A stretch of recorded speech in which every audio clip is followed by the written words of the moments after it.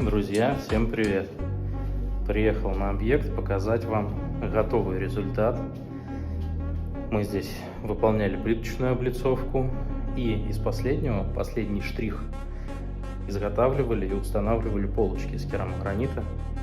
Очень интересные. Смотрите.